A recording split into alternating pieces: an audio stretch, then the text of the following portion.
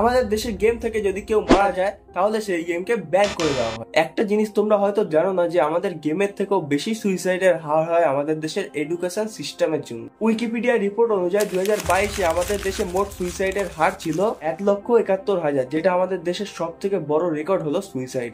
শুধু সুইসাইড নয়, আমাদের দেশের আরেকটা বড়, সবচেয়ে বেশি বড় সমস্যা হলো বাড়ির পাশে প্রতিবেশী, আত্মীয় আর নিজের বাবাও। আমি নিজের বাবাও কেন বললাম, এই নিউজটা শোনো। 17 বছরের সাধনা, যে মহারাষ্ট্রের সাংলি এর ক্লাস 10 বোর্ডে 92.6% পেয়েছিল। তার ড্রিম ছিল যে সে ডক্টর। সে নিটের একটা মক টেস্টে কম পার্সেন্টেজ পায়। তখন যখন ওর বাবা সে জানতে পারে যে তার মেয়ে কম স্কোর করেছে, তখন তাকে মারতে মারতে পুরো জীবনের জন্য শুইয়ে দেয়। একটা পার্সেন্টের জন্য মানুষ এত অ্যাগ্রেসিভ হয়ে যাচ্ছে যেটার কোনো যোগ্যতাই নেই একটা মানুষের থেকে ওপরে। এখনের টাইমে তুমি যদি একটা স্টেশনে একটা চায়ের দোকান খুলে বসে পড়ো, যারা বেশি পড়াশোনা করে 9 to 5 এর জব করছে তাদের থেকে বেশি সাকসেসফুল ইনকামের দিক দিয়ে।